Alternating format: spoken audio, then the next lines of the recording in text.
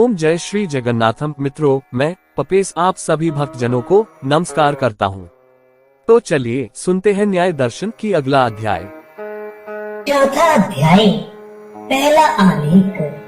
तीसरे अध्याय में आत्मा आदि 6 प्रमेयों की परीक्षा की गई। अब चौथे अध्याय में प्रवृत्ति आदि शेष 6 प्रमेयों की परीक्षा की जाती है। पहले प्रवृत्ति और दोष की परीक्षा करते हैं। पहला सूत्र, उत्तर पक्ष। प्रवृत्ति का जो लक्षण कहा गया है, अर्थात मन, वाणी और शरीर से किसी काम का आरंभ करना, उसमें कुछ वक्तव्य नहीं है, क्योंकि वह सर्वसम्मत सिद्धांत है। अब दोषों का वर्णन करते हैं। दूसरा सूत्र, उत्तर पक्ष। ऐसे ही दोषों का जो लक्षण किया गया है, अर्थात प्रवृत्ति के कारण दोष है, उसमें भी कुछ विवाद नहीं है। अब दोषों के भेद कहते हैं। प्रश्न, दोष किसमें रहते हैं? उत्तर, दोष स्वाभाविक गुण नहीं, मिथ्या ज्ञान से होता है। अतः जो मिथ्या ज्ञान में फंसेगा, उसी में दोष रहते हैं। तीसरा सूत्र, उत्तर पक्ष। दोष के 3 भेद हैं। पहला राग, दूसरा द्वेष, तीसरा मोह। ये 3 दोषों की राशि समूह है। इनमें से एक के अंतर्गत बहुत से दोष आ जाते हैं। जैसे राग के अंतर्गत काम, मत्सर, स्पृहा, तृष्णा, माया, दंभ और लोभ इत्यादि हैं। द्वेष के अंतर्गत क्रोध, ईर्ष्या, असूया, द्रोह, अमर्ष और अभिमान इत्यादि हैं। मोह के अंतर्गत मिथ्या ज्ञान, संशय, तर्क, मान, प्रमाद, भय और शोक इत्यादि हैं। इनमें से राग प्रवृत्ति का कारण है, द्वेष क्रोध का उत्पादक और मोह मिथ्या ज्ञान का कारण है। वादी आक्षेप करता है। चौथा सूत्र, पूर्व पक्ष। राग आदि दोषों के 3 भेद मानना ठीक नहीं, क्योंकि तीनों प्रकार के दोष एक ही तत्व ज्ञान के विरोधी हैं, या एक ही तत्व ज्ञान इन सबका विरोधी और नाशक है। यदि इनकी 3 भेद माने जाएं, तो फिर इनके प्रतिद्वंदी भी 3 ही होने चाहिए, जो कि प्रतिद्वंदी इनका एक है, इसलिए इनमें भी भेद न होना चाहिए। इसका उत्तर देते हैं। 5वां सूत्र, उत्तर पक्ष। व्यभिचार युक्त होने से उक्त हेतु अहेतु है, क्योंकि श्याम, हरित, पीतादि वर्णों का एक अग्नि विरोधी है, जो इन सबको जलाकर नष्ट कर देता है। एक अग्नि के विरोधी होने पर भी ये सब पृथक पृथक है। ऐसे ही एक तत्व ज्ञान के विरोधी होने पर भी राग आदि दोष भिन्न भिन्न है, एक नहीं हो सकते।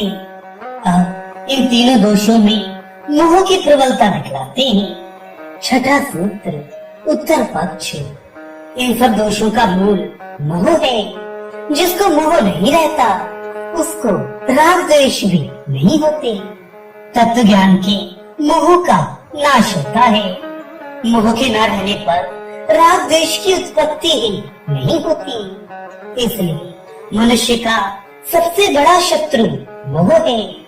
अहित से अनुराग और हित से द्वेष, ये दोनों मोह के कारण उत्पन्न होते हैं, क्योंकि इसी का दूसरा नाम मिथ्या ज्ञान भी है। तत्व ज्ञान इसी मिथ्या ज्ञान का विरोधी है। अतः मिथ्या ज्ञान के निवृत्त होते ही राग और द्वेष की उत्पत्ति ही नहीं हो सकती। इसलिए मोह इन तीनों में प्रधान है। वादी आक्षेप करता है। 7वां सूत्र, उत्तर पक्ष। जब मोह दोषों के उत्पन्न होने का कारण है, तो कार्य कारण भाव के होने से वह द्वेष आदि से भिन्न है, क्योंकि कारण कभी कार्य नहीं हो सकता। इसलिए मोह दोष नहीं है, किंतु दोषों का कारण कारण है। इसका उत्तर देते हैं। 8वां सूत्र, उत्तर पक्ष। मोह में दोष के लक्षण पाए जाते हैं। इसलिए मोह दोषों से भिन्न नहीं, क्योंकि लक्षण और प्रमाण ही से वस्तु का यथार्थ ज्ञान होता है। दोष का लक्षण किसी के कार्य के करने में प्रवृत्त होना बतलाया गया है, अर्थात प्रवृत्ति का कारण होना। जबकि मोह प्रवृत्ति का कारण है तो वह दोष क्यों नहीं। अब कार्य कारण भाव का उत्तर देते हैं।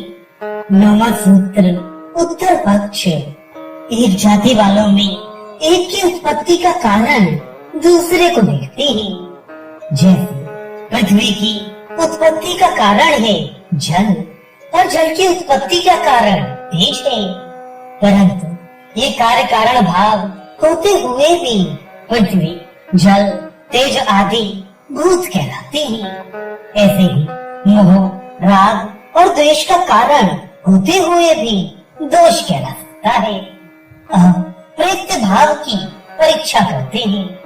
ऋषि, जबकि आत्मा नित्य है तो उसका जन्म मरण नहीं हो सकता, और प्रत्यय भाव जन्म मरण का नाम है।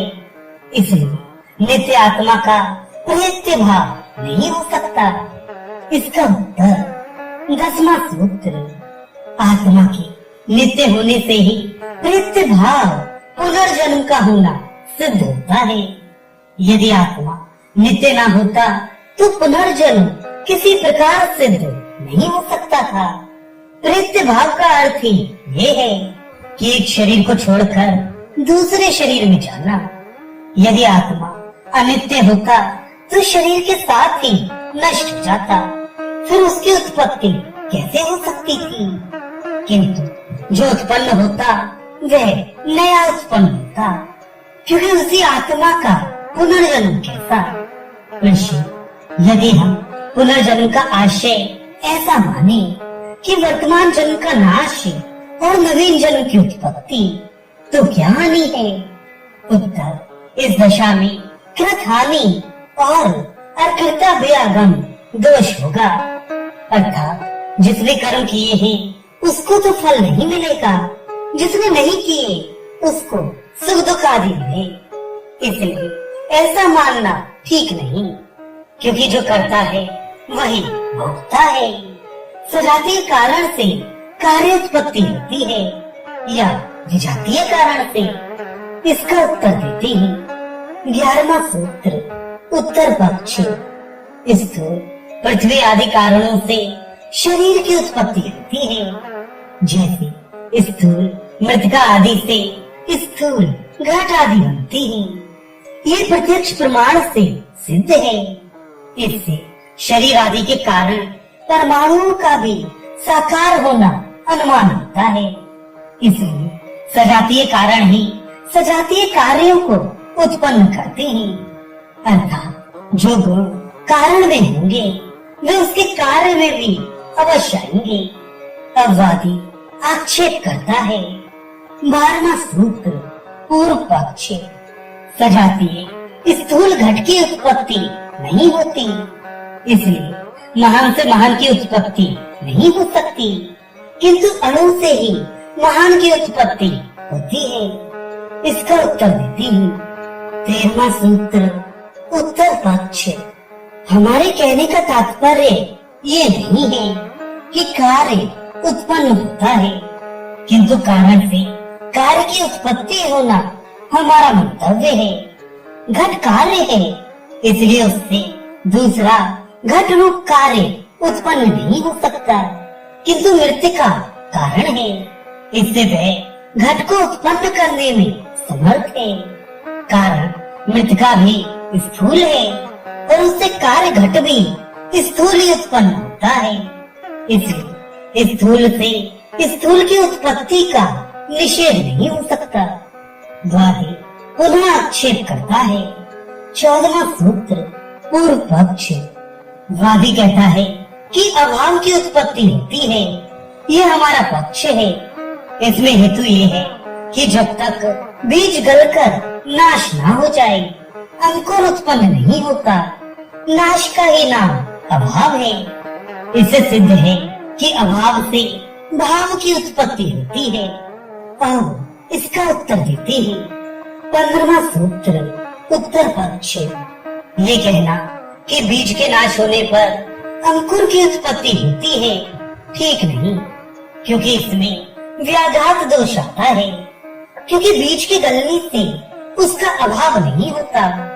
यदि अभाव से उत्पत्ति होती तो बीज के होने न होने और उसके गलने की आवश्यकता ही क्या थी। किंतु बिना बीज के ही अंकुर उत्पन्न हो जाता। दूसरे, जब बीज को तोड़कर अंकुर उत्पन्न होता है तो बीज के तोड़ने वाले का अभाव नहीं। यदि उसका अभाव होता तो बीज को कौन तोड़ता। इसलिए अभाव से भाव की उत्पत्ति नहीं होती। वादी फिर आक्षेप करता है। 16वां सूत्र पूर्व पक्ष। बीज का नाश करके अंकुर का उत्पन्न होना अहेतुक नहीं है, क्योंकि भूत और भविष्य में भी जो अविद्यमान है उसमें कार्य कारण भाव का प्रयोग होता है। जैसे पुत्र की उत्पत्ति से पहले उसके जन्म होने का हर्ष होता है, या घड़े के टूटने के पश्चात उसका शोक होता है। ऐसे बीज के नाश करने वाले अंकुर के होने से पहले उसको तोड़ने वाला कहा गया। इसमें कुछ भी व्याघात नहीं है।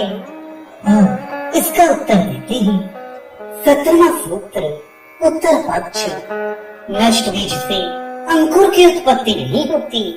बीज का गलना नष्ट होना नहीं है, किंतु वह एक अवस्थान्तर को प्राप्त होकर अंकुर को उत्पन्न करता है, न कि नष्ट होकर। इसलिए अभाव से भाव की उत्पत्ति मानना ठीक नहीं। पुनः इसी की पुष्टि करती है 18वां सूत्र उत्तर पक्ष। बीज के गलने और अंकुर निकलने का जो सिलसिला है उसको क्रम कहते हैं। पहले बीज जब गल जाता है तब उससे अंकुर उत्पन्न होता है। बीज गलने से नष्ट नहीं हो जाता है, किंतु उसकी बनावट में कुछ परिणाम होकर अंकुर लाने में समर्थ हो जाता है। यदि नष्ट बीज से अंकुर की उत्पत्ति होती तो जला या पिसा हुआ भी अंकुर उत्पन्न कर सकता, परंतु ऐसा हो नहीं सकता। इससे सिद्ध है कि अभाव से भाव की उत्पत्ति नहीं हो सकती। कृषि कर्म स्वयं फल देते हैं या कोई और फल देने वाला है। 19वां सूत्र पूर्व पक्ष। मनुष्य जिस प्रयोजन से कर्म करता है, प्रायः उस कर्म से वह प्रयोजन सिद्ध नहीं होता। इससे वह कर्म निष्फल जाता है। मनुष्य की इच्छा और कर्म के अनुसार फल होता हुआ ना देखकर अनुमान होता है कि कर्मों का फल देने वाला कोई दूसरा है। यदि कर्म आप ही फल देने वाला होता तो कर्म के समाप्त होने पर उसका फल अवश्य मिलना चाहिए था, परंतु कर्म स्वयं फल देने में असमर्थ है। इसलिए कर्म फल देने वाला ईश्वर है। दूसरा प्रतिपक्षी कहता है, ऋषि क्या कर्म निष्फल भी जाता है?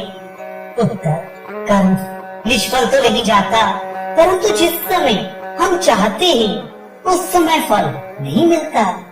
ऋषि जिस कर्म का फल जिस समय मिलना नियत है उस समय न मिलने से कर्म को दूसरे के अधीन नहीं कर सकते।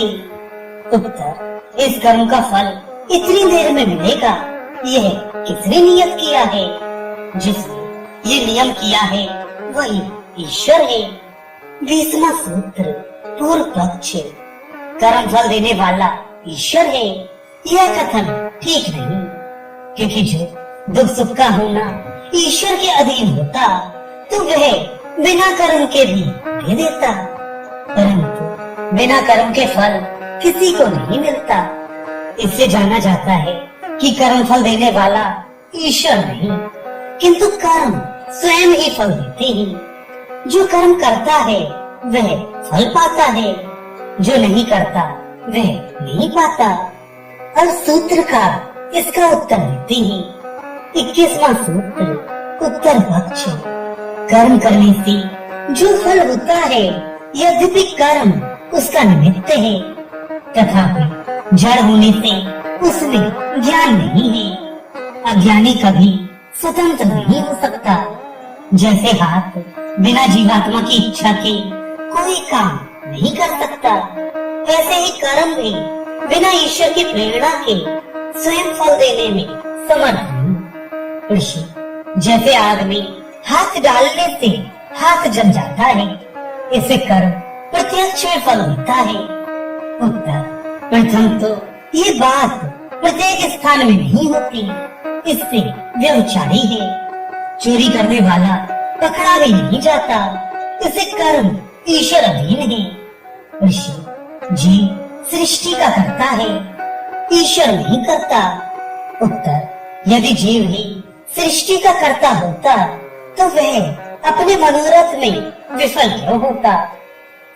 जो जीव अपना उद्देश्य ही पूरा नहीं कर सकता, वह सृष्टि किस प्रकार बना सकता है। अतः कर्म फल के अनुमान से ईश्वर ही सृष्टि करता है। ऋषि, यदि ईश्वर को फलदाता माना जाए तो ये कैसे मालूम हो कि किस कर्म का क्या फल है, क्योंकि ईश्वर प्रत्यक्ष होकर तो बतलाता नहीं। उत्तर, वेद आदि शास्त्रों में और सृष्टि के नियमों में कर्म फल की व्यवस्था पाई जाती है। उसका अध्ययन करने से मालूम हो सकता है कि सात्विक कर्म का ये फल है, राजस का ये और तामस का ये। ऋषि, जब ईश्वर में राग और द्वेष नहीं तो वह कार्यों का फल देने वाला और सृष्टि को बनाने वाला क्यों कर हो सकता है, क्योंकि बिना राग की प्रवृत्ति और बिना द्वेष के निवृत्ति हो ही नहीं सकती। उत्तर, ईश्वर का स्वभाव ही न्याय और दया करना है। अपनी इसी स्वाभाविक गुण के कारण वह सृष्टि की उत्पत्ति और जीवों को कर्म फल प्रदान करता है। अल्पज्ञ और एक देशी जीवात्मा राग से प्रेरित होकर कर्म करता है, न कि सर्वज्ञ और सर्वव्यापक ईश्वर। ऋषि, ईश्वर दयालु और न्यायकारी किस प्रकार हो सकता है, क्योंकि दया और न्याय ये दोनों परस्पर विरुद्ध गुण हैं। वे दोनों ईश्वर में कैसे रह सकते हैं। उत्तर, ईश्वर जो न्याय करता है वह किसी के प्रयोजन के लिए नहीं, किंतु जीवों पर दया करने के लिए। और ये दोनों परस्पर विरुद्ध नहीं, किंतु एक दूसरे के सहायक हैं। जो न्यायी है वही दयालु भी है, और जो दयालु है वही न्यायी है। अब स्वभाववादी आक्षेप करता है। 22वां सूत्र, पूर्व पक्ष। जैसे बिना निमित्त के स्वभाव ही से कांटों में तीखापन और पहाड़ी धातुओं में भिन्न भिन्न वर्ण और गुण देखने में आते हैं, ऐसे ही मनुष्य आदि प्राणियों के शरीर भी बिना किसी ईश्वर या कर्म फल आदि निमित्त के स्वभाव से उत्पन्न होते हैं। 23वां सूत्र, पूर्व पक्ष। यदि अनिमित्त से भाव की उत्पत्ति होती है तो अनिमित्त ही उसका कारण होगा, क्योंकि जिससे जो उत्पन्न होता है वह उसका कारण कहलाता है। जो अनिमित्त से उत्पत्ति होगी तो वही उत्पत्ति का कारण होगा, फिर बिना कारण के उत्पत्ति कहाँ रही। अब सूत्रकार अपना मत दिखलाते हैं। 24वां सूत्र, उत्तर पक्ष। निमित्त और वस्तु है और उसका खंडन और। कोई वस्तु अपना ही खंडन नहीं कर सकती। जैसे अग्नि और पदार्थों को जलाता है पर अपने को नहीं जला सकता। वायु अन्य पदार्थों को सुखाता है पर अपने को नहीं सुखा सकता। ऐसे ही कारण का अभाव किसी का कारण नहीं हो सकता। जब वह स्वयं अभाव है तो फिर उससे भाव की कल्पना करना आकाश कुसुम से बढ़कर नहीं है। अब अनित्यवादी आक्षेप करता है। 25वां सूत्र, पूर्व पक्षी। जो वस्तु होकर ना रहे वह अनित्य कहलाती है, अर्थात जो उत्पत्ति से पूर्व ना हो और नाश के पश्चात ना रहे वह अनित्य है। जबकि शरीर आदि भौतिक पदार्थ और बुद्धि आदि अभौतिक पदार्थ सब उत्पन्न होकर नष्ट होने वाले हैं, इसलिए वे सब अनित्य हैं। इसका खंडन करती है 26वां सूत्र, उत्तर पक्ष।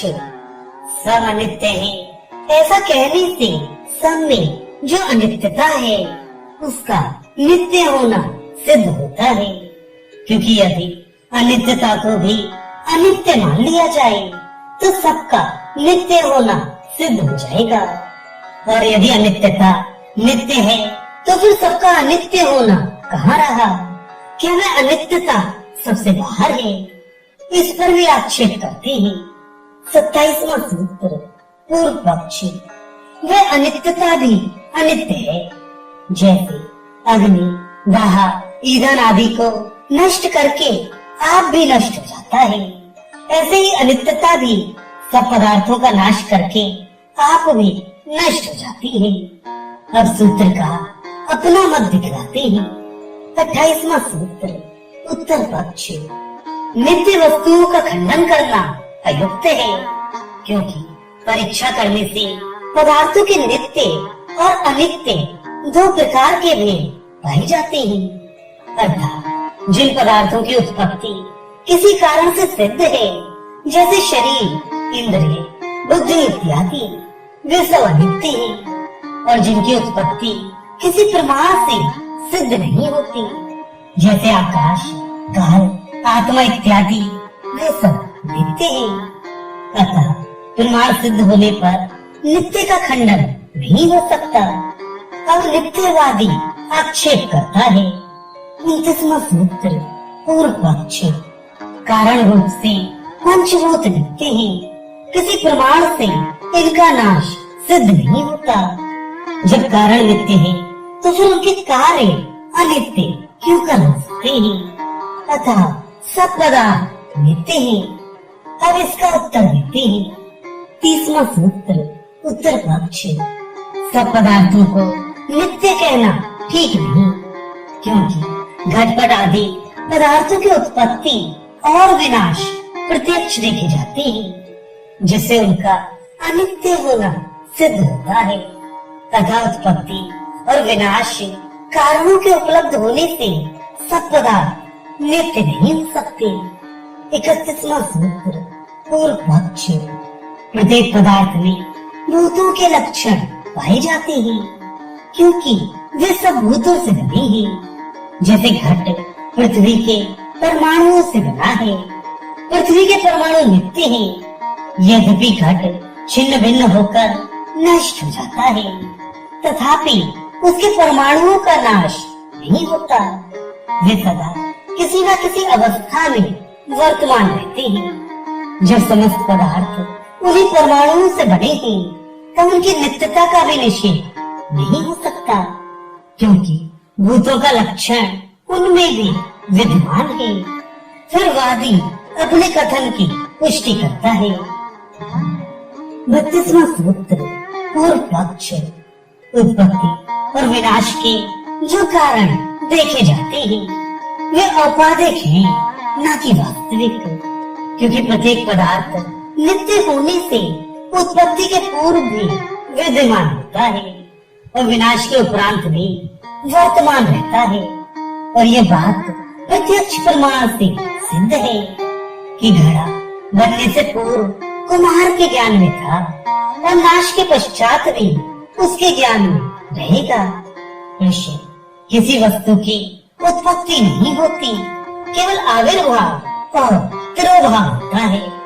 घड़ा पहले मिट्टी में छुपा हुआ था, वह प्रकट हो गया, इसी का नाम आविर्भाव या उत्पत्ति है।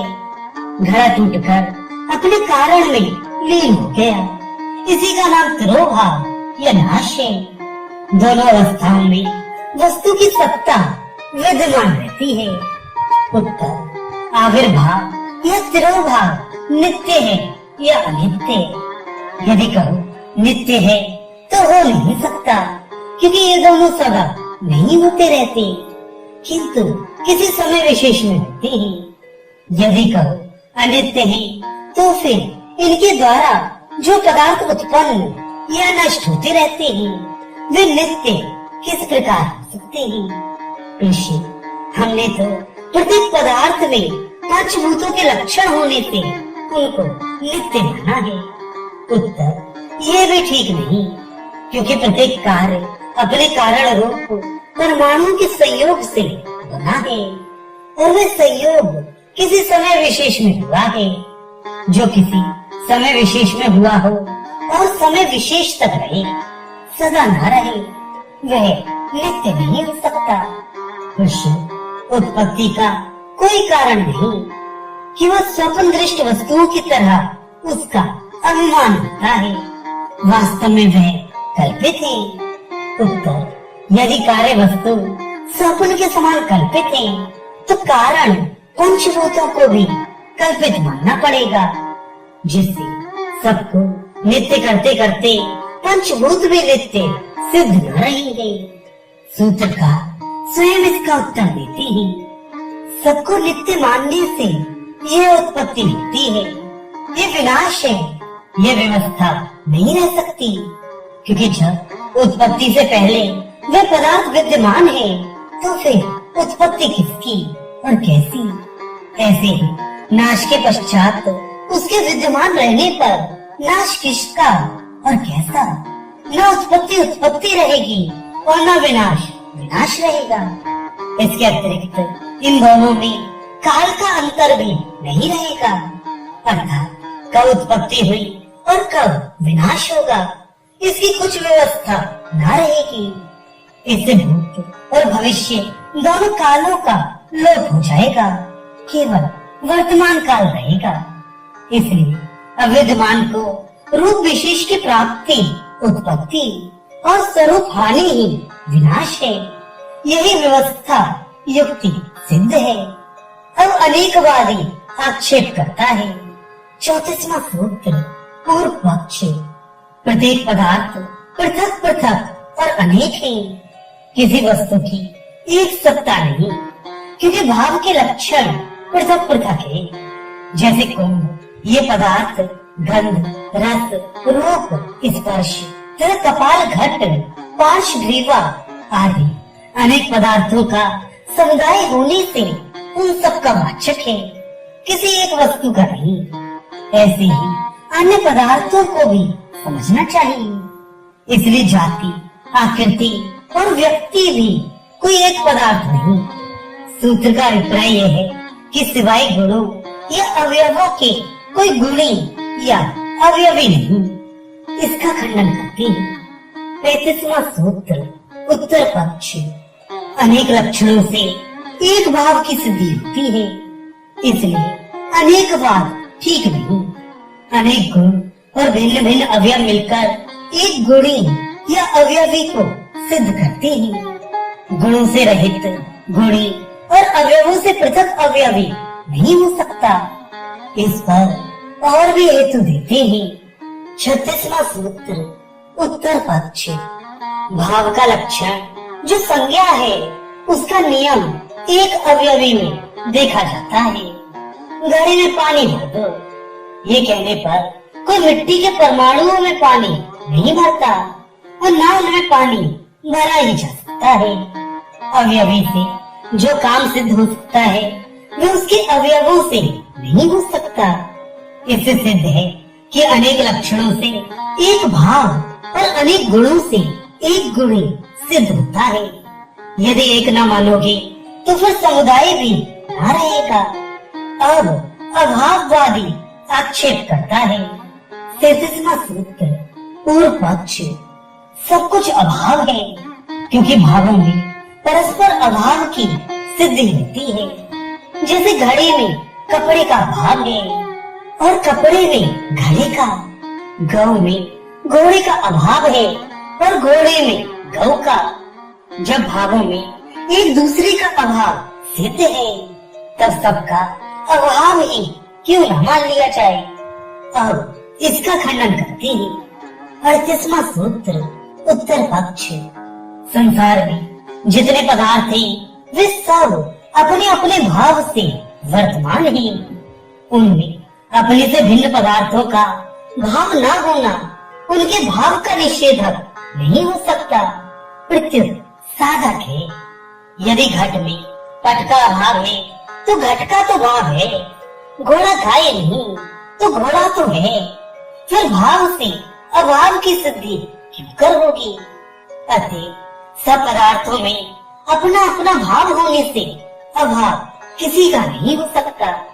वादी फिर आक्षेप करता है। 39वां सूत्र पूर्व पक्ष। अपने भाव की सिद्धि आपेक्षिक होने से बिना एक दूसरे की अपेक्षा के सिद्ध नहीं हो सकती। क्योंकि जैसे छोटे की अपेक्षा बड़ा और बड़े की अपेक्षा छोटा सिद्ध होता है, वैसे ही घट की अपेक्षा पट और गौ की अपेक्षा अश्व की सिद्धि होती है। इसलिए बिना दूसरे की अपेक्षा के स्वतः किसी भाव की सिद्धि नहीं हो सकती। अब इसका उत्तर देते हैं। 40वां सूत्र उत्तर पक्ष। यदि घोड़ा गाय की अपेक्षा से है तो गाय किसकी अपेक्षा से है? यदि कहो घोड़े की तो इसमें अन्योन्याश्रय दोष आएगा। दोनों अपनी अपनी सिद्धि में एक दूसरे के आश्रित होंगे, जिससे अनवस्था दोष उत्पन्न होगा। इसलिए संपूर्ण पदार्थ अपनी सिद्धि में निरपेक्ष है। अब संख्यावाद की परीक्षा की जाती है। 41वां सूत्र उत्तर पक्ष। यदि कार्य और कारण भिन्न भिन्न है तो वेद के सिद्ध होने से उनका एकांत सिद्ध न होगा, और यदि इनमें अभेद है तो कारण के न होने से कार्य की सिद्धि न हो सकेगी। दोनों हेतुओं से संख्यावाद असिद्ध है। अब इस पर शंका करते हैं। 42वां सूत्र पूर्व पक्ष। कारण कार्य का एक अवयव है और समष्टि व्यष्टि से पृथक नहीं, क्योंकि जो गुण समष्टि में होते हैं वही उसकी व्यष्टि में भी होते हैं। इसलिए एक का निषेध नहीं हो सकता, क्योंकि सब कार्य एक ही कारण के अवयव हैं, इसलिए वे उससे पृथक नहीं। अब इसका खंडन करते हैं। 43वां सूत्र उत्तर पक्ष।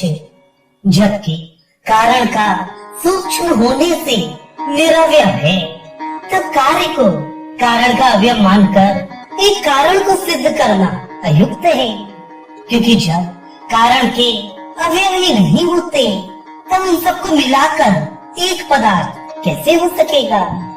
प्रश्न। यदि हम कारण को सावयव माने तब तो ऐसा हो सकता है।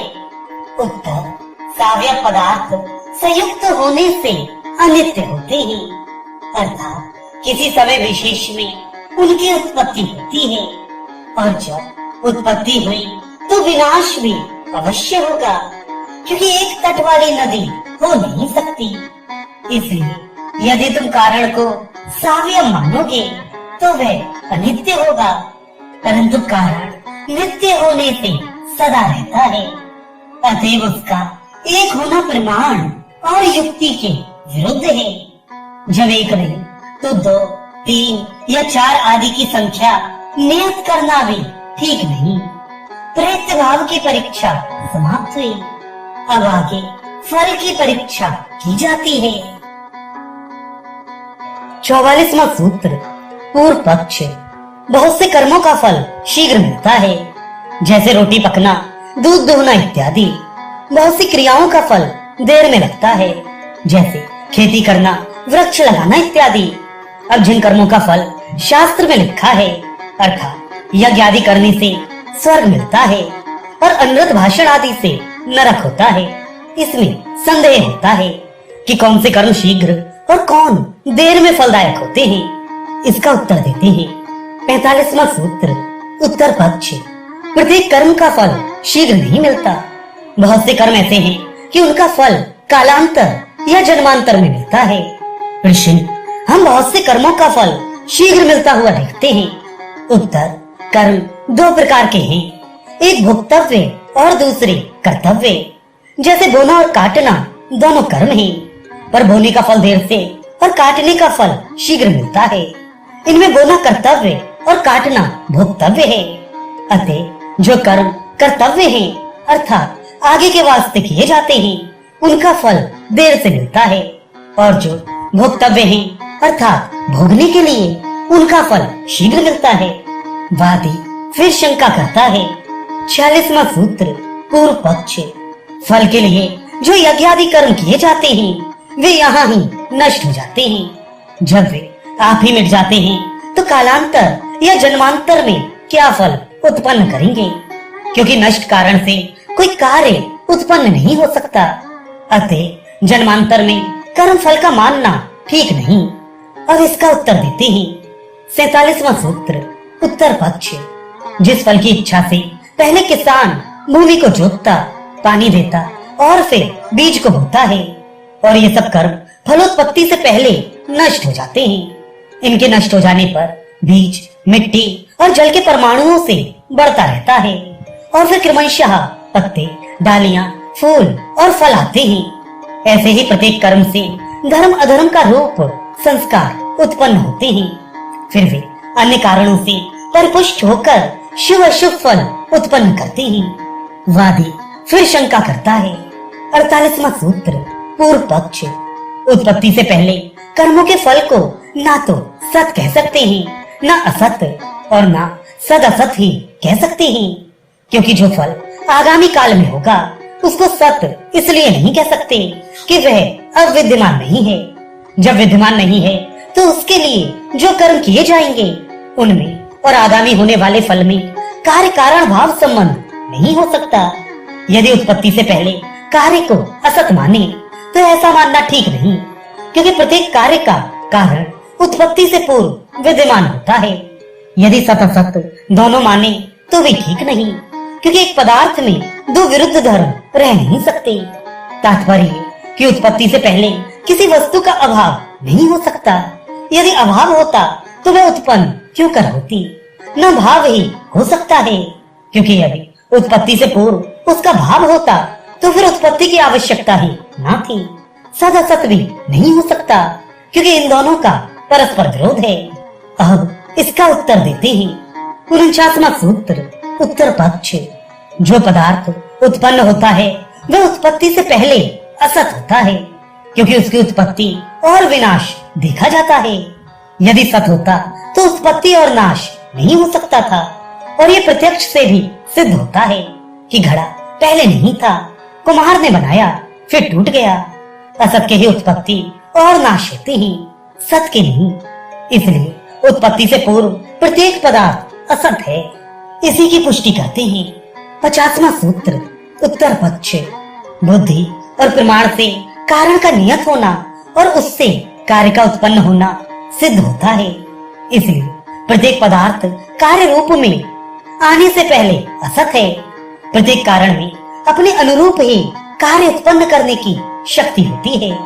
यदि उत्पत्ति से पहले भी उसका भाव माना जाए तो फिर उत्पत्ति का होना नहीं बन सकता, क्योंकि जुलाहा ये जानकर ही कि कपड़ा नहीं है सूत से कपड़ा बनाता है। यदि बनने से पहले भी कपड़ा मौजूद हो तो फिर उसका बनाना कैसा? इसलिए सत कारण से असत कार्य की उत्पत्ति होती है। यही सिद्धांत ठीक है। वादी शंका करता है। 51वां सूत्र पूर्व पक्ष। जिस शरीर ने कर्म किया है उसके नाश हो जाने पर फल की प्राप्ति कैसे होगी? इसमें वृक्ष का जो दृष्टांत दिया गया है वह ठीक नहीं, क्योंकि जल सींचना और फल लाना ये दोनों बातें एक ही वृक्ष के आश्रित हैं। अर्थात जिस वृक्ष में पानी सींचा जाता है वही कालांतर में फल लाता है, परंतु दृष्टांत में वह बात नहीं है। वहाँ जिस शरीर से कर्म किया जाता है वह तो यही नष्ट हो जाता है। दूसरा शरीर उसके किए हुए कर्मों के फल को भोगता है। इसलिए आश्रय भेद होने से ये दृष्टांत ठीक नहीं। अब इसका उत्तर देते हैं। 52वां सूत्र उत्तर पक्ष। कर्म जो धर्म अधर्म भेद से दो प्रकार का है, इच्छा से संबंध रखता है और इच्छा आत्मा का गुण है। शरीर तो केवल उनका अधिष्ठान मात्र है। इसलिए कर्म और उसका फल ये दोनों आत्मा से ही संबंध रखते हैं। आत्मा दोनों शरीरों में एक ही रहता है, इसलिए वृक्ष का दृष्टांत सर्वथा उपयुक्त है। वादी पुनः शंका करता है। 53वां सूत्र पूर्व पक्ष। एक ही आश्रय में कर्म और कर्म फल के होने का नियम नहीं, क्योंकि स्त्री पुत्र आदि भी कर्मों का फल माने जाते हैं और वे अपने आत्मा से भिन्न हैं। अपना आत्मा उस फल का आश्रय नहीं, इसलिए कर्म और फल इन दोनों का आश्रय एक नहीं किंतु भिन्न भिन्न है। इसलिए वृक्ष का दृष्टांत अयुक्त है। इसका उत्तर देते हैं 54वां सूत्र उत्तर पक्ष। पुत्र आदि के संबंध से सुख आदि की उत्पत्ति होती है, इसलिए पुत्र आदि में फल का उपचार माना गया है। जैसे उपनिषदों में अन्न को प्राण कहा गया है, वास्तव में अन्न प्राण नहीं किंतु प्राण का पोषक होने से उसी को अन्न कहा गया है। इसी प्रकार पुत्र सुख नहीं किंतु सुख को बढ़ाने वाला है, इसलिए उसमें फल का उपचार किया गया है। फल की परीक्षा समाप्त हुई, अब दुख की परीक्षा की जाती है। 55वां सूत्र उत्तर पक्ष। शरीर का प्रकट होना जन्म है और शरीर 3 प्रकार के हैं, उत्तम, मध्यम और अधम। उत्तम शरीर देवताओं का होता है, मध्यम मनुष्यों का और अधम असुरों का या त्रियक जंतुओं का। यद्यपि इनमें दुख का तारतम्य है, अर्थात देवताओं के शरीर में दुख बहुत कम है, मनुष्यों में दुख सुख बराबर है और अधम शरीरों में दुख बहुत है। तथापि बाधना का योग होने से सब शरीर दुखाक्रांत हैं। तात्पर्य कि जन्म ही दुख का कारण है। इसका मूलोच्छेद बिना तत्व ज्ञान के नहीं हो सकता। अब इस पर आक्षेप करते हैं 56वां सूत्र पूर्व पक्ष। मनुष्य को इस जीवन में केवल दुख ही नहीं है किंतु उसमें सुख भी मिला हुआ है, क्योंकि दुख सुख दोनों सापेक्ष हैं। दुख के पश्चात सुख अवश्य होता है और यदि दुख ना हो तो किसी को सुख का अनुभव ही नहीं हो सकता। अतएव सबको दुख रूप बतलाना ठीक नहीं। अब इसका उत्तर देते हैं 57वां सूत्र उत्तर पक्ष। सुखार्थी मनुष्य जो सुख के लिए प्रवृत्त होता है वह परेषण दोष से सुख को प्राप्त नहीं कर सकता, क्योंकि प्रत्येक मनुष्य संसार में कुछ न कुछ दुख अवश्य रखता है, चाहे अविद्या के मद वे उसके प्रभाव को अनुभव न करे। जैसे कोई विक्षत पुरुष मद्य पीकर छत की पीड़ा को अनुभव न करे परंतु उसे दुख से मुक्त नहीं कह सकते, ऐसे ही संसार के प्रत्येक सुख का परिणाम दुख है। प्रश्न परेषण दोष किसे कहते हैं? उत्तर विषयों में अत्यंत लिप्सा को परेषण दोष कहते हैं। जिस वस्तु के प्राप्त करने का यत्न किया जाता है प्रथम तो वह प्राप्त नहीं होती या प्राप्त होकर नाश हो जाती है और उसकी आशा में भी बहुत कुछ कष्ट उठाना पड़ता है और फिर आशा पूरी होकर भी तृप्ति या शांति नहीं होती। एक इच्छा पूरी होती है दूसरी और उत्पन्न हो जाती है। किसी को संसार का साम्राज्य भी मिल जाए तब भी जब तक इच्छा है उसको शांति नहीं होती। इसलिए राग दुख का और केवल वैराग्य ही सुख का कारण है। इसी की पुष्टि करते हैं 58वां सूत्र उत्तर पक्ष। यदि कोई कहे सुख को भी दुख समझना ठीक नहीं, सुख के लिए प्रयत्न करते हुए यदि कोई दुख उत्पन्न होगा तो उसका भी उपाय हो सकता है। ये बुद्धिमता नहीं कि दुख की आशंका में सुख को भी त्याग दिया जाए। इसका उत्तर ये कि अविद्या के कारण लोग दुख को ही सुख समझ रहे हैं। जब दुख के कारण अधिक इकट्ठे हो जाते हैं तब उनका उपाय भी कठिन हो जाता है। इसलिए बुद्धिमान को पहले ही सोचना चाहिए कि हम जिसको सुख मान रहे हैं वास्तव में उसका परिणाम हमारे लिए दुखजनक है। जब तक मनुष्य विवेक के शास्त्र से ममता की फांसी को नहीं काटता तब तक उसके हृदय में वैराग्य उत्पन्न नहीं होता और वैराग्य के अभाव में कोई सच्चे सुख का अधिकारी नहीं हो सकता।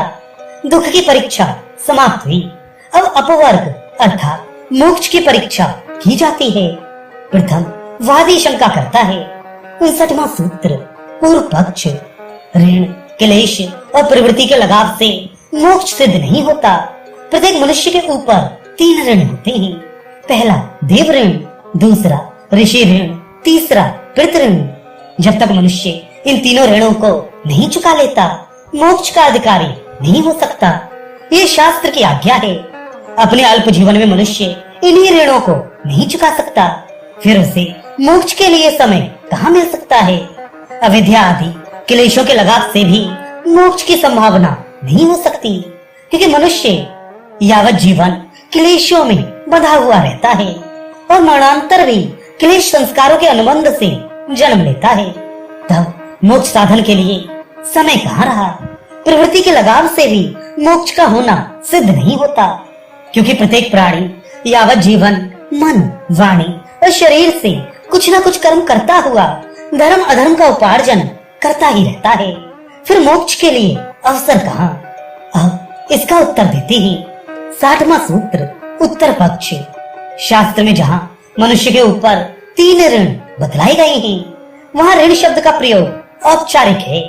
तात्पर्य यह है कि जैसे देव ऋण का चुकाना प्रत्येक मनुष्य का धर्म है, ऐसे ही ऋण के तुल्य देव, ऋषि और पितरों की पूजा करना भी प्रत्येक मनुष्य का धर्म है।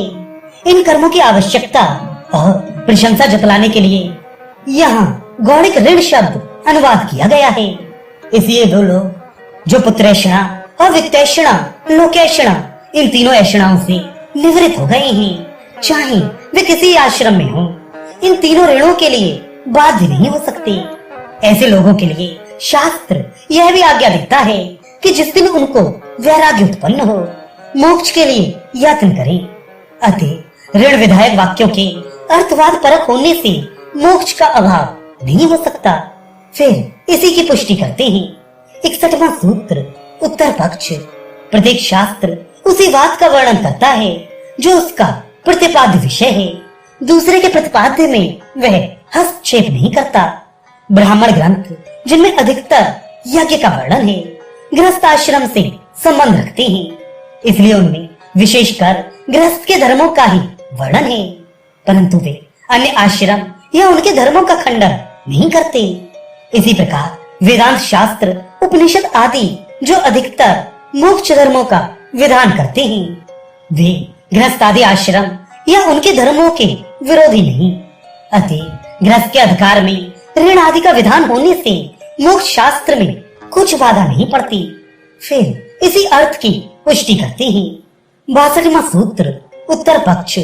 सन्यासी के लिए आवरणीय आदि तीनों अग्नियों के त्याग का श्रुति में उपदेश किया गया है, अर्थात सन्यासी आत्मा में तीनों अग्नियों का समारोपण कर दे।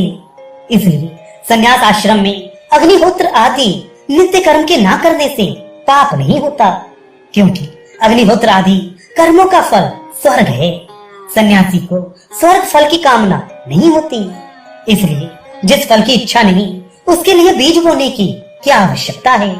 अतः वीतराग मुमुक्षु के लिए ऋण आदि बंधन की कोई आवश्यकता नहीं। प्रश्न, शास्त्र में ये जो कहा है कि बिना तीनों ऋणों को चुकाए जो मोक्ष की आशा करता है, उसकी आशा कभी पूरी नहीं होती, इसकी क्या गत होगी। उत्तर, सर्वसाधारण के लिए जो सांसारिक कामनाओं में अनुरक्ते हैं, शास्त्र की यह आज्ञा है, परंतु जो संसार से विरक्त हो गए हैं और तीनों ऐषणाओं का जिन्होंने त्याग कर दिया है, निंदा, स्तुति, मान अपमान और हर शोक आदि द्वंद्व जिन पर अपना अच्छा या बुरा प्रभाव नहीं डाल सकते, ऐसे तत्वदर्शी और आत्मज्ञ लोगों के लिए शास्त्र में इस नियम का अपवाद भी मौजूद है। अतः ऐसे लोगों के लिए ऋण आदि का बंधन नहीं है। अब क्लेश अनुबंध का उत्तर देते हैं 63वां सूत्र उत्तर पक्ष। जैसे प्रगाढ़ निद्रा में सोए हुए पुरुष को इंद्रिय और मन का विषयों के साथ संबंध न रहने से सुख दुख का कुछ भी अनुभव नहीं होता, ऐसे ही मुक्तावस्था में केवल आनंद स्वरूप ब्रह्म के साथ संबंध होने से और राग अनुबंध के टूट जाने से दुख का अभाव हो जाता है। अतः मोक्ष में जब क्लेश रहता ही नहीं, तब वह उसका बाधक कैसे हो सकता है। मोक्ष में प्रवृत्ति का बंधन भी नहीं रहता। इसको अगले सूत्र में दिखाते हैं 64वां सूत्र उत्तर पक्ष। राग, द्वेष और मोह ये तीन दोष क्लेश के कारण हैं। ये तीनों दोष जिसके निवृत्त हो जाते हैं, उसकी प्रवृत्ति बंधन का कारण नहीं होती। प्रवृत्ति बंधन का कारण वही होती है जो राग से उत्पन्न होती है, और जो निष्काम प्रवृत्ति है वह कभी बंधन का कारण नहीं हो सकती। अब इस पर शंका करते हैं 65वां सूत्र पूर्व पक्ष। क्लेश, संतति, दुखादि जीवात्मा के स्वाभाविक गुण है, फिर उसका नाश किस प्रकार हो सकता है? क्योंकि स्वाभाविक गुणों का नाश नहीं होता और जिसका नाश हो वह स्वाभाविक नहीं। इसका आंशिक समाधान करते हैं। 66वां सूत्र उत्तर पक्ष।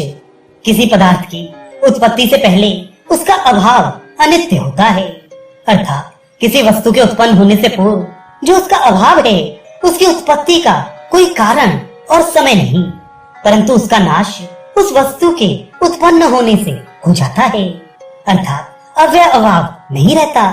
ऐसे ही क्लेश स्वाभाविक होने पर भी नाश हो सकता है, इससे मुक्ति का होना संभव है। वादी फिर कहता है 67वां सूत्र पूर्व पक्ष। जैसे परमाणुओं में श्यामता स्वाभाविक है किंतु वह अग्नि के संयोग से नष्ट हो जाती है, ऐसे ही क्लेश संतति स्वाभाविक होने पर भी अनित्य हो सकती है। इन दोनों हेतुओं को जो ऊपर के सूत्रों में दिए गए हैं और जिनमें स्वाभाविक गुण का नाश माना गया है, अपर्याप्त समझकर सूत्रकार अब अपना मत प्रकाश करते हैं। 68वां सूत्र उत्तर पक्ष। राग आदि आत्मा के स्वाभाविक गुण नहीं है, क्योंकि इनकी उत्पत्ति का कारण संकल्प है। तत्व ज्ञान के होने पर जब सारे संकल्प और विकल्प निवृत्त हो जाते हैं तब कारण के अभाव में राग आदि कार्य उत्पन्न ही नहीं हो सकते। इसलिए राग आदि का प्रभाव से अनादि होना तो संभव है, परंतु स्वरूप से ये अनादि कभी नहीं हो सकते। अतएव क्लेश और प्रवृत्ति ये तीनों मोक्ष के बाधक नहीं हो सकते। अपवर्ग की परीक्षा समाप्त हुई। अब दूसरे आनेक में तत्व ज्ञान की परीक्षा आरंभ की जाती है। पहला सूत्र उत्तर पक्ष। शरीर से लेकर दुख तक जो 10 प्रमेय गिना आए हैं उनकी उत्पत्ति दोषों से होती है। जब तत्व ज्ञान होता है तब जीवात्मा को इनमें अहंकार नहीं रहता, अर्थात मैं शरीर हूँ या इंद्रिय आदि का समुदाय हूँ, यह भाव नहीं रहता। इसलिए शरीर आदि की आवश्यकताओं को भी वह अपनी आवश्यकता ना समझकर उनसे उदासीन हो जाता है, अर्थात उसे किसी सांसारिक पदार्थ की अपेक्षा नहीं रहती, क्योंकि सांसारिक वस्तुओं की अपेक्षा शरीर आदि के लिए है, आत्मा के लिए नहीं। शरीर आदि में आत्म बुद्धि रखता हुआ ही मनुष्य विषयों में अनुरक्त होता है। तत्व ज्ञान से जब यह जान लेता है कि ना शरीर आदि मेरे हैं और ना मैं इनका हूँ, तो उसका अहंकार मिट जाता है। अहंकार के मिट जाने से उसको शरीरोगत सुख दुख आदि का अनुभव भी नहीं होता। यदि होता भी है तो वह उसको स्वाभाविक धर्म समझकर उससे प्रसन्न या खिन्न नहीं होता। राग आदि के कारण क्या है? जिनके मिथ्या ज्ञान से दोष उत्पन्न होते हैं। दूसरा सूत्र उत्तर पक्ष। रूप आदि विषय ही संकल्प के होने से राग आदि दोषों के उत्पन्न होने का कारण होते हैं, अर्थात अनुकूल विषयों से राग करता है, प्रतिकूल से द्वेष। जब तक मनुष्य इन रूप आदि बाह्य विषयों से उपरत नहीं होता तब तक अहंकार आदि आंतरिक दोष मिट नहीं सकते। इसलिए शुभ संस्कारों से पहले संकल्प को शुद्ध करना चाहिए, क्योंकि बिना संकल्प शुद्धि के बाह्य विषयों से उपराग नहीं होता और बिना बाह्य विषयों से उपराग हुए अहंकार आदि आध्यात्मिक शत्रुओं का नाश नहीं हो सकता। अब दोष का विशेष कारण बतलाते हैं। तीसरा सूत्र उत्तर पक्ष। संकल्प कृत रूप आदि विषय तो राग आदि दोषों के साधारण कारण ही, परंतु इनका विशेष कारण अवयवी का अभिमान है। यह देह मेरा है, यह स्त्री मेरी है, यह पुत्र मेरा है इत्यादि भौतिक पदार्थों में जो ममत्व बुद्धि का होना है, ये अवयवी का अभिमान कहलाता है। जब तक यह अभिमान नहीं टूटता, अर्थात मनुष्य यह नहीं समझता कि ना मैं किसी का हूँ और ना मेरा कोई है, ये सब संबंध कल्पित और क्षणिक है, तब तक राग द्वेष का बंधन जिसमें संसारी पुरुष जकड़े हुए हैं, छूट नहीं सकता। इसलिए मुमुक्ष पुरुष को केवल बाह्य विषयों से उपरत होकर संतुष्ट न होना चाहिए, किंतु इस अहंकार के कीड़े को शरीर से निकालकर फेंकना चाहिए, जो सारे शरीर में दोषों का विष फैला देता है। अब अवयवी की परीक्षा करते हैं। प्रथम संदेह का कारण बतलाते हैं। चौथा सूत्र पूर्व पक्ष, जहाँ सत्य और असत्य दो प्रकार का ज्ञान होने से विद्या दो प्रकार की है, वहाँ इन दोनों का ज्ञान न होने से अविद्या भी दो प्रकार की है। इसलिए एक अवयवी के होने में संदेह होता है, उसका ज्ञान सत्य है या असत्य। यदि ये कहा जाए कि अवयवी का ज्ञान नहीं होता, वह कल्पित है, तो अविद्या के दो भेदों में होने से संदेह होता है। इसी प्रकार यदि उसका ज्ञान माना जाए तो भी विद्या के दो भेद होने से संदेह होता है, इसलिए अवयवी संदिग्ध है। आगे इसका उत्तर देते हैं। पांचवा सूत्र उत्तर पक्ष। दूसरे अध्याय में हेतुओं से अवयवी का होना सिद्ध कर चुके। जब तक उन हेतुओं का खंडन न किया जाए तब तक अवयवी के होने में संदेह नहीं हो सकता। दूसरे पक्ष में भी अवयवी असंदिग्ध है। छठा सूत्र उत्तर पक्ष। यदि अवयवी का अभाव मान लिया जाए तो भी उसमें संदेह नहीं हो सकता, क्योंकि जो वस्तु है उसी में संदेह होता है, और जो वस्तु नहीं उसमें संदेह कैसा। अब वादी आक्षेप करता है। सातवां सूत्र पूर्व पक्ष। प्रत्येक वस्तु में परिणाम भेद से और एक वस्तु के साथ दूसरी वस्तु का संबंध न होने से अवयवी सिद्ध नहीं होता, और जिस देश में अवयव रहते हैं उसमें अवयवी के न रहने से, न ही दूसरे अवयवों के रहने से, किंतु प्रत्येक के भिन्न भिन्न देशों में रहने से अवयवों का एक दूसरे से संबंध नहीं हो सकता। जब अवयवी भिन्न भिन्न है तो उनका एक अवयवी कैसे सिद्ध हो सकेगा। फिर आक्षेप की पुष्टि करते हैं। आठवां सूत्र पूर्व पक्ष। अवयवों में भी अवयवी के रहने से अवयवी का अभाव मानना पड़ता है, क्योंकि अवयवों के भिन्न भिन्न होने से उनमें एक अवयवी नहीं रह सकता। जब एक एक अवयव में अवयवी का अभाव है तो सब अवयवों में भी उसका अभाव मानना पड़ेगा, इसलिए अवयवी कोई वस्तु नहीं। फिर इसी की पुष्टि करते हैं। नौवां सूत्र पूर्व पक्ष। यदि यह मान लिया जाए कि अवयवों से अवयवी भिन्न है, वे विभक्त होकर एक एक अवयव में रहता है, तो उसका अवयवों से भिन्न होना सिद्ध नहीं होता। इसलिए अवयवों से भिन्न कोई अवयवी नहीं है। फिर आक्षेप की पुष्टि करते हैं। 10वां सूत्र पूर्व पक्ष। यदि यह मान लिया जाए कि अवयवों और अवयवी में भेद नहीं है, अवयव ही अवयवी है, तो यह हो नहीं सकता, क्योंकि तंतु को वस्त्र और स्तंभ को ग्रह कोई नहीं मान सकता। और सूत्रकार इन आक्षेपों का उत्तर देते हैं। 11वां सूत्र उत्तर पक्ष। ये प्रश्न कि प्रत्येक अवयव में संपूर्ण अवयवी रहता है, यह उसका कोई भाग अयुक्त और असंगत है, क्योंकि अवयवों के समुदाय को अवयवी कहते हैं। उसमें और अवयवों में कोई भेद नहीं है। शर्करा का एक अणु भी शर्करा ही है। नमक की एक डेली भी नमक ही कहलाती है। जब अवयव और अवयवी में भेद ही नहीं है, तो भेद की कल्पना करके ये प्रश्न करना कि अवयवी सब देश में रहता है या एक देश में नहीं बन सकता। अब दूसरे हेतु का खंडन करते हैं। 12वां सूत्र उत्तर पक्ष।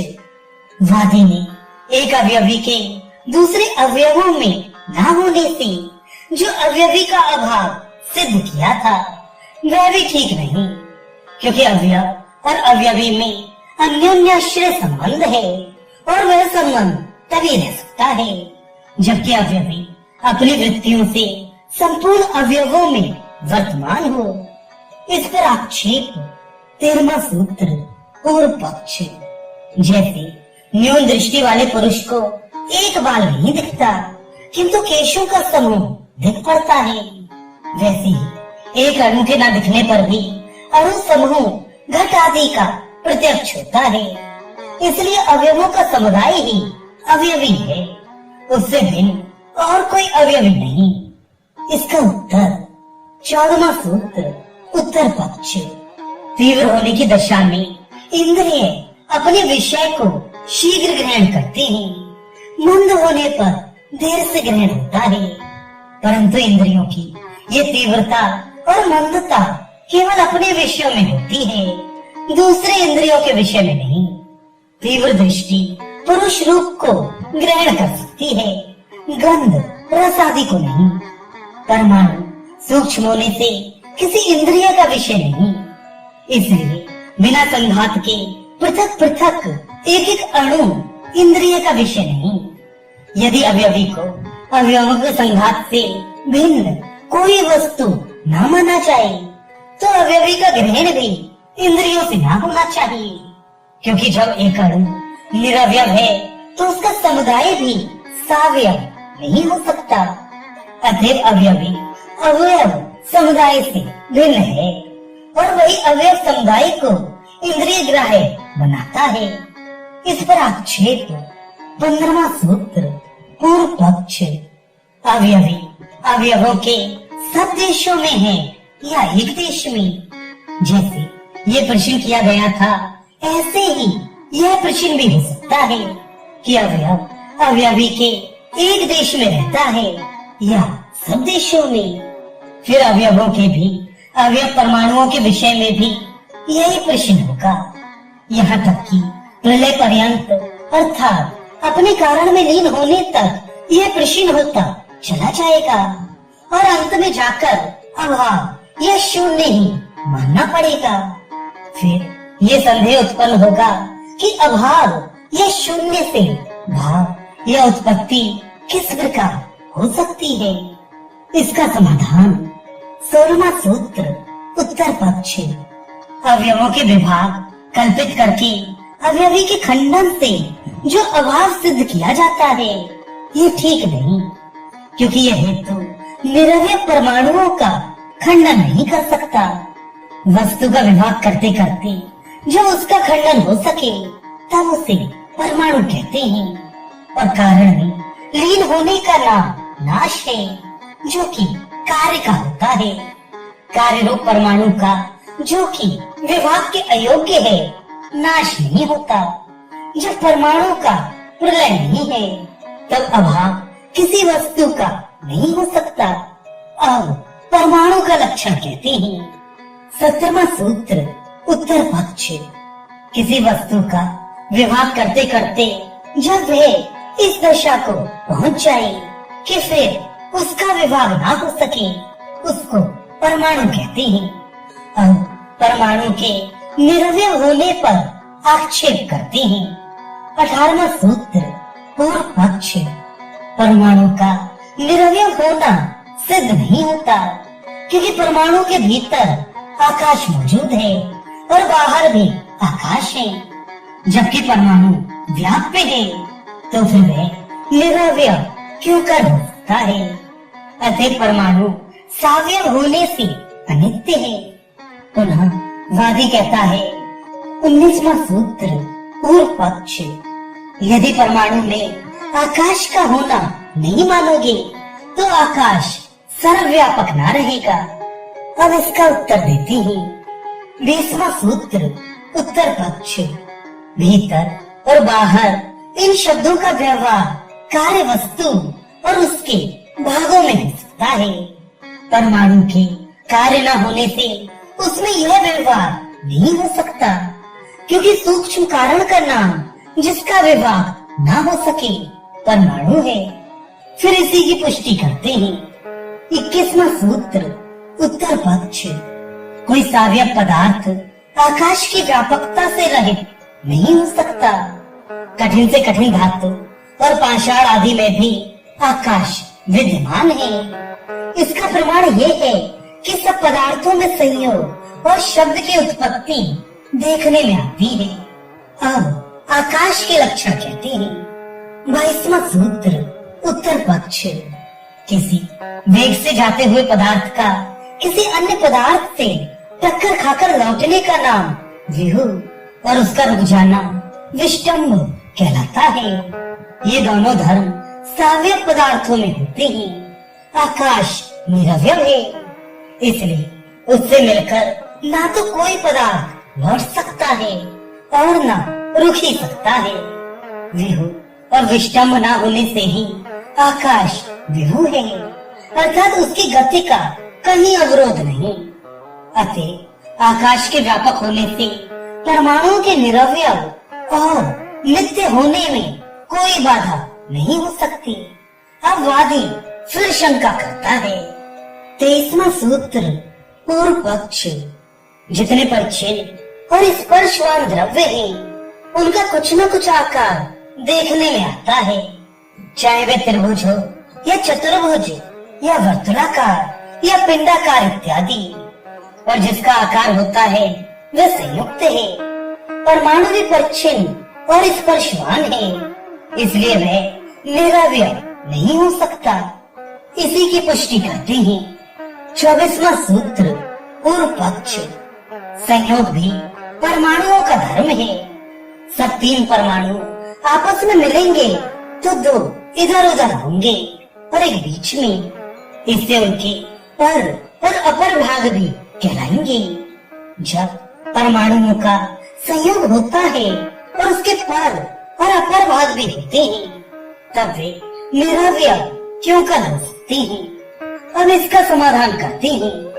25वां सूत्र, उत्तर पक्ष, जो पदार्थ सावयव है और जिसमें संयोग होता है वह आकारवान और अनित्य हैं। दोनों हेतु अनावस्था दोष युक्त हैं। जिसकी कोई स्थिति ना हो उसे अनावस्था कहते हैं। यदि परमाणु को परिच्छिन्न न माना जाए तो उसमें अनावस्था दोष आएगा, क्योंकि अपरिच्छिन्न होने से उसके विभाग होते ही चले जाएंगे, कहीं पर उनकी समाप्ति ना होगी। इसलिए अनवस्थित होने से यह हेतु माननीय नहीं। अब जब विज्ञानवाद अर्थात सब पदार्थ भावाश्रित हैं, अर्थात बुद्धि में ही ठहरे हुए हैं, वास्तव में कुछ नहीं की परीक्षा की जाती है। 26वां सूत्र, उत्तर पक्ष, यदि कपड़े में से एक एक तार अलग करके देखें तो कपड़ा सिवाय तारों के और कोई वस्तु ही नहीं ठहरता। अतः कपड़ा केवल बुद्धि का विषय है, वास्तव में कुछ नहीं। प्रत्येक वस्तु की यही दशा है कि वह वस्तु तो कुछ नहीं पर उसका ज्ञान होता है। इसलिए प्रत्येक वस्तु का जो ज्ञान है वह मिथ्या ज्ञान है। या यूँ समझो कि ज्ञान के सिवाय और किसी पदार्थ की सत्ता वास्तविक नहीं, क्योंकि जो कुछ मालूम होता है वह ज्ञान ही से है और ज्ञान ही है। इसलिए विज्ञान ही एक पदार्थ है और कुछ नहीं। प्रश्न, हमारे ज्ञान के अतिरिक्त ज्ञेय की सत्ता प्रत्यक्ष देखते हैं। यदि ज्ञेय ना हो तो किसका ज्ञान हो। जैसे हमारे सामने ये गाड़ी खड़ी है, इसका प्रत्यक्ष ज्ञान होता है। उत्तर, गाड़ी कोई पदार्थ नहीं, उसकी रचना केवल ज्ञान ने की है। पहिया, धुरा आदि का नाम गाड़ी रख लिया है। इसी प्रकार पहिए आदि भी कोई वस्तु नहीं, एक गोल चक्र और कई डंडों का नाम पहिया रख लिया है। इसलिए सब पदार्थों की रचना का ज्ञान करता है। अब इसका उत्तर देते हैं। 27वां सूत्र, उत्तर पक्ष, जब किसी पदार्थ की सत्ता है तब बुद्धि से उसका ज्ञान होता है, और जो मिथ्या ज्ञान होता है वह भी दो सत्ताओं की विद्यमानता में होता है। यदि दो सत्ताएं विद्यमान ना हो तो किसका ज्ञान किसमें होगा? क्योंकि मिथ्या ज्ञान का अर्थ यह है कि अन्य पदार्थ में अन्य पदार्थ का ज्ञान होना। जब कोई पदार्थ सिवाय ज्ञान के है ही नहीं तो किसका ज्ञान किसमें होता है? और ये जो हेतु दिया है कि तारों से पृथक कपड़ा कोई वस्तु नहीं, यह भी ठीक नहीं, क्योंकि कपड़े को तार कोई नहीं कहता और न कपड़े का नाम तार दे सकता है। इसलिए परस्पर विरुद्ध होने से वादी का हेतु अहेतु है। यदि तारों से कपड़ा पृथक वस्तु है तो उनके बिना उसका ज्ञान क्यों नहीं होता? इसका उत्तर देते हैं 28वां सूत्र, उत्तर पक्ष।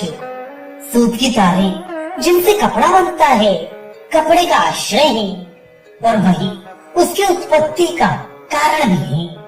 आश्रित सदा अपने आश्रय के अधीन रहता है, इसलिए कपड़े का सूत के तारों से पृथक ग्रहण नहीं होता, किंतु उसके साथ ही उसका भी ग्रहण किया जाता है। परंतु यह आश्रय आश्रित का भेद बुद्धि से जाना जाता है, इसलिए वे एक नहीं है। जिन पदार्थों में आश्रय और आश्रित संबंध नहीं है उसका पृथक ग्रहण होता है। फिर इसी अर्थ की पुष्टि करते हैं 29वां सूत्र, उत्तर पक्ष। जो वस्तु जैसी है उसका प्रत्यक्षादि प्रमाणों से वैसा ही ज्ञान होता है, और जो बात प्रमाण सिद्ध हो उसको मानने से कोई नकार नहीं कर सकता, क्योंकि प्रमाण अर्थ का प्रत्यायक है। ये अमुक वस्तु है, ऐसी है, इतनी है इत्यादि वस्तुवाद को प्रमाण सिद्ध करता है। अतः केवल विज्ञानवाद ठीक नहीं। और वे हेतु देते हैं 30वां सूत्र, उत्तर पक्ष। पदार्थों को शून्य या कल्पित मानना ठीक नहीं, क्योंकि जिस प्रमाण से तुम शून्य या कल्पित सिद्ध करोगे उसकी सत्ता तो माननी ही पड़ेगी। उसका भाव मानने से फिर सबका अभाव क्यों कर सिद्ध होगा? एक वस्तु का भी भाव होने से सबका शून्य या कल्पित होना ना रहेगा। यदि प्रमाण के ही सबको शून्य या कल्पित माना जाए तो ऐसे कोई बुद्धिमान स्वीकार ना करेगा, क्योंकि बिना प्रमाण के किसी वस्तु की सिद्धि नहीं होती। वादी शंका करता है 31वां सूत्र, पूर्व पक्ष। जैसे स्वप्न के प्रमेय पदार्थ कल्पित होते हैं परंतु उनका अभिमान होता है, ऐसे ही प्रमाण और प्रमेय का अभिमान भी कल्पित है, वास्तव में कुछ नहीं। इस पर एक दृष्टांत और देते हैं 32वां सूत्र, पूर्व पक्ष। या जैसे भ्रम से माई गंधर्व नगर या मृत तृष्णा का मिथ्या ज्ञान होता है, ऐसे ही प्रमाण और प्रमेय का ज्ञान भी कल्पित और वस्तु शून्य है। इसका उत्तर 33वां सूत्र, उत्तर पक्ष। इस प्रतिज्ञा के लिए कि स्वप्न पदार्थ कल्पित है कोई हेतु नहीं है, और बिना हेतु के प्रतिज्ञा करने से कोई बात सिद्ध नहीं होती। यदि यह हेतु दिया जाए कि जागृत अवस्था में उनके अभाव से उनका मिथ्या होना सिद्ध होता है, तो जागृत अवस्था के विषयों का भाव मानना पड़ेगा, जिससे वह पदार्थों का भाव सिद्ध होगा। जब वह सिद्ध हो गए तो उन्हीं का प्रतिबिंब स्वप्न पदार्थ भी है, चाहे वे भ्रम से कुछ का कुछ दिखें। यदि कहा जाए कि जागृत अवस्था के पदार्थ भी मिथ्या हैं, तो स्वप्न पदार्थों का खंडन नहीं हो सकता, क्योंकि जागृत अवस्था को सत्य मानकर स्वप्न अवस्था का असत्य होना कहा जाता है। जब जागृत अवस्था ही मिथ्या है तो फिर स्वप्न अवस्था का मिथ्या होना किसकी अपेक्षा से मानते हो? किसी वस्तु के भाव से उसके अभाव का ज्ञान होता है। जैसे बैल के श्रृंग होने से मनुष्य के श्रृंग का अभाव कहा जाता है। यदि किसी के सींग होते ही नहीं तो उनको हेतु में रखकर कौन मनुष्य के सींगों का अभाव सिद्ध करता? स्वप्न में जो मिथ्या ज्ञान होता है उसका कोई कारण होना चाहिए।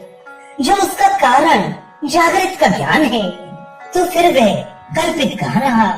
अतः जब स्वप्न अभिमान ही निर्मूल नहीं तो वह प्रमाण प्रमेय अभिमान क्यों कर कल्पित हो सकता है। स्वप्न अभिमान कैसे होता है इसको बतलाते हैं। 34वां सूत्र उत्तर पक्ष। जिन कारणों से स्मृति और संकल्प उत्पन्न होते हैं उन्हीं कारणों से स्वप्न अभिमान भी होता है। अर्थात जिन पदार्थों का पहले ज्ञान हो चुका हो उनके संस्कार मन में विद्यमान होने से स्वप्न में उनका भान होता है। जो वस्तु दृष्ट या श्रुत ना हो उसका स्वप्न में भी भान नहीं होता। यहाँ दृष्ट से अभिप्राय ज्ञात से है। ज्ञात पदार्थों को जब स्वप्न में बाह्य शरीर और इंद्रिय काम करने से रुक जाते हैं, सूक्ष्म शरीर और मन उनको स्मरण करता है, यही स्वप्न कहलाता है। यदि स्वप्न और जागरण में कुछ भेद ना होता तो स्वप्न अभिमान कहना बन ही नहीं सकता था। तात्पर्य है कि जैसे स्मृति और संकल्प पूर्व ज्ञात विषयों को सिद्ध करते हैं, ऐसे ही स्वप्नाभिमान भी जागृत के अनुभूत विषयों का स्मारक और साधक है। हम प्रायः स्वप्न में अपना सिर कटा हुआ और अपने को आकाश में उड़ता हुआ देखते हैं। ये हमारा पहले देखा हुआ या सुना हुआ कब है? उत्तर, हमने दूसरों के सिर कटे हुए और पक्षी आकाश में उड़ते हुए देखे या सुने हैं। इनके संस्कार हमारे मन में भरे हुए होते हैं। स्वप्न में इंद्रियों का अर्थों के साथ संबंध होने से ज्ञान नहीं होता, किंतु केवल मानसिक ज्ञान होता है और मनुष्य में विकल्प वृत्ति के अधीन होकर उनको यथेच्छ रचना करने लगता है। अन्य के धर्म को अन्य में आरोप करने लगता है।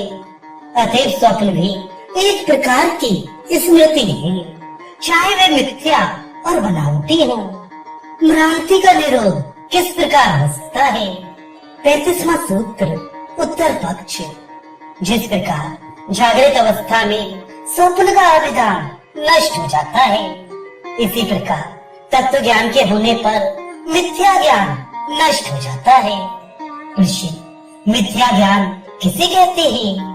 उत्तर, जैसे दूर से स्थानों को देखकर यह भ्रम होता है कि पुरुष है या क्या, ऐसे ही वस्तु कुछ और हो और उसको समझा कुछ और जाए, इसको मिथ्या ज्ञान कहते हैं। तत्व ज्ञान किसे कहते हैं? उत्तर, जो पदार्थ जैसा हो उसको वैसा ही जान लेना तत्व ज्ञान कहलाता है। स्थाणु को स्थाणु और पुरुष को पुरुष समझना, यही तत्व ज्ञान कहलाता है। कोई पदार्थ नष्ट नहीं होता, किंतु उसका तत्व ज्ञान होने से मिथ्या ज्ञान नष्ट हो जाता है। जैसे बालू को देखकर जो जल का ज्ञान हुआ था, यथार्थ ज्ञान होने पर बालू नष्ट नहीं हो जाती, किंतु उसको जो भ्रम से पानी समझ लिया था, ये मिथ्या ज्ञान नहीं रहता। इसी प्रकार जागृत में पदार्थ या उनके संस्कार नष्ट नहीं होते, किंतु स्वप्न विषयक उनका मिथ्याभिमान दूर हो जाता है। अब मिथ्या ज्ञान की सत्ता सिद्ध करते हैं। 36वां सूत्र उत्तर पक्ष। जैसे वस्तु सत्ता अनिवार्य है, अर्थात उसका अभाव नहीं हो सकता, वैसे ही मिथ्या बुद्धि का भी अभाव नहीं होता। केवल जिसको तत्व ज्ञान हुआ है उसके आत्मा से मिथ्या ज्ञान दूर हो जाता है, अन्यत्र उसकी उत्पत्ति और स्थिति देखी जाती है। अतः निमित्त और सद्भाव के होने से मिथ्या ज्ञान की सत्ता है। अब इसके भेद दिखलाते हैं। 37वां सूत्र उत्तर पक्ष। जो वस्तु हो उसको तत्व कहते हैं और जिसका उसमें ज्ञान हो उसे प्रधान कहते हैं। तत्व और प्रधान इन दो भेदों के होने से मिथ्या बुद्धि दो प्रकार की है। जैसे रस्सी जो एक वस्तु है, तत्व है, और सर्प जिसका उसमें ज्ञान होता है, प्रधान है। यही कारण है कि रस्सी में सर्प का ज्ञान होता है। यद्यपि तत्व ज्ञान के होने पर मिथ्या ज्ञान की निवृत्ति हो जाती है, तथापि जब तक तत्व ज्ञान नहीं होता तब तक तो मिथ्या ज्ञान की सत्ता, चाहे वह ब्रह्मात्मक ही हो, माननी पड़ती है। तत्व ज्ञान की उत्पत्ति किस प्रकार होती है, यह दिखलाते हैं 38वां सूत्र, उत्तर पक्ष। इंद्रियों के अर्थों से मन को रोककर आनंद घन परमात्मा में लगाना समाधि है, और समाधि के अभ्यास करने से तत्व ज्ञान होता है। तत्व ज्ञान के होने में मन की चंचलता सबसे बड़ी रुकावट है, और जब तक इंद्रियों का विषयों के साथ संबंध रहता है तब तक मन स्थिर नहीं रहता। जब समाधि के अभ्यास से मन को विषयों से रोका जाता है तब तत्व ज्ञान की उत्पत्ति होती है। वादी शंका करता है 39वां सूत्र, पूर्व पक्ष। समाधि का सिद्ध होना कठिन ही नहीं किंतु असंभव सा है, क्योंकि इंद्रियों के अर्थ ऐसे प्रबल हैं कि बिना इच्छा के भी मनुष्य को अपनी तरफ खींचते हैं। जब तक इंद्रिय वर्तमान है और उनके विषय भी संसार में विद्यमान है, तब तक यह असंभव है कि मनुष्य का मन उनसे हट सके। हटना तो एक ओर, यह तो उनसे तृप्त भी नहीं होता। इसी की पुष्टि में दूसरा हेतु देते हैं 40वां सूत्र, पूर्व पक्ष। भूख प्यास, सर्दी गर्मी और बीमारी आदि उपाधियां जो स्वाभाविक हैं, कभी मनुष्य को स्थिर चित्त नहीं होने देती। इन स्वाभाविक रुकावटों के होने से समाधि का होना असंभव है, और समाधि के न होने से तत्व ज्ञान नहीं हो सकता, और तत्व ज्ञान के अभाव में मुक्ति केवल कल्पित रह जाती है। अब इसका उत्तर देते हैं 41वां सूत्र, उत्तर पक्ष। यदि मनुष्य बार बार समाधि के लिए यत्न करे तो पूर्व जन्मकृत कर्मों की सहायता से समाधि सिद्ध हो सकती है। यदि इस जन्म में ना होगी तो अगले जन्म में अवश्य होगी। अभ्यास में बड़ी शक्ति है। जब लौकिक कार्यों में किया हुआ अभ्यास निष्फल नहीं जाता, तब पारलौकिक कार्यों में ये निष्प्रभाव क्यों कर सकता है। इसी की पुष्टि में और हेतु देते हैं 42वां सूत्र, उत्तर पक्ष। योगाभ्यास का जो उपदेश किया गया है वे प्रत्येक स्थान पर नहीं, किंतु वन, गुह, नदी, तीर आदि एकांत स्थानों में बैठकर योगाभ्यास करना चाहिए, क्योंकि इन स्थानों में विक्षेप नहीं होते या बहुत ही कम होते हैं, जिनको अभ्यास से निवारण किया जा सकता है। अब शंका करते हैं 43वां सूत्र, पूर्व पक्ष। यदि बिना इच्छा के अर्थ मनुष्य को अपनी ओर खींच सकते हैं, तो मुक्ति में भी कोई वैश्विक ज्ञान से नहीं बच सकता, क्योंकि मुक्ति में केवल इच्छा ही नहीं होती। संसार के विषय तो बिना इच्छा के भी मुक्त पुरुष को अपनी ओर खींचेंगे। अब इसका उत्तर देते हैं 44वां सूत्र, उत्तर पक्ष। मुक्तावस्था में स्थूल शरीर के न रहने से बाह्य विषयों का ग्रहण नहीं हो सकता, क्योंकि बाह्य विषयों के ज्ञान के लिए चेष्टा और इंद्रियों के आश्रय शरीर का होना आवश्यक है। परंतु मुक्तावस्था में न तो शरीर ही रहता है न इंद्रिय, इसलिए उनसे उत्पन्न होने वाला विषय ज्ञान क्यों कर सकता है। इसी की पुष्टि करते हैं 45वां सूत्र, उत्तर पक्ष। ज्ञानोत्पत्ति का कारण जो शरीर आदि का समुदाय है, धर्म अधर्म संस्कारों के न रहने से जो शरीर उत्पत्ति का कारण है, मोक्ष में उसका अभाव हो जाता है। शरीर के अभाव से चक्षुर आदि इंद्रियों का भी अभाव हो जाता है। इंद्रियों का अभाव होने से उनके अर्थों का ज्ञान कैसे हो सकता है। इसलिए मोक्ष में मिथ्या बुद्धि की आशंका करना ठीक नहीं। अब मोक्ष प्राप्ति के साधन दिखलाते हैं। 46वां सूत्र उत्तर पक्ष। योग शास्त्र के विधानुसार यम नियम आदि 8 अंगों के द्वारा आत्म संस्कार करना चाहिए। प्रश्न, योग के 8 अंग क्या हैं? उत्तर, पहला यम, दूसरा नियम, तीसरा आसन, चौथा प्राणायाम, 5वां प्रत्याहार, छठा धारणा, 7वां ध्यान, 8वां समाधि। इनकी व्याख्या योग दर्शन के साधन पाद में की गई है। प्रश्न, क्या योगाभ्यास के बिना मुक्ति नहीं हो सकती? उत्तर, योग के बिना तत्व ज्ञान का होना कठिन है और तत्व ज्ञान के बिना मुक्ति नहीं हो सकती। इसलिए मोक्ष को योगाभ्यास आवश्यक है। प्रश्न, योग और समाधि से तत्व ज्ञान होने में क्या प्रमाण है? उत्तर, यदि कोई पूछे कि मिश्री के मीठा होने में क्या प्रमाण है, तो इसका उत्तर यह है कि या तो जिन्होंने मिश्री को खाया है उनसे पूछो या खुद खाकर देख लो। इसके सिवाय और क्या प्रमाण हो सकता है? इसी प्रकार या तो योगियों से जाकर पूछो या खुद योग करके देखो। योग के अतिरिक्त और भी मोक्ष के साधन है। 47वां सूत्र उत्तर पक्ष। योग साधन के अतिरिक्त मोक्ष प्राप्ति के लिए मोक्ष को अध्ययन, श्रवण और मनन के द्वारा तत्व ज्ञान का निरंतर अभ्यास करना चाहिए। इसके अतिरिक्त बुद्धि को परिपक्व बनाने के लिए तत्व ज्ञानियों के साथ संवाद भी करना चाहिए, क्योंकि बिना अभ्यास के ज्ञान की वृद्धि और बिना संवाद के बुद्धि की परिपक्वता और संदेहों की निवृत्ति नहीं हो सकती। संवाद किस प्रकार करना चाहिए? 48वां सूत्र उत्तर पक्ष।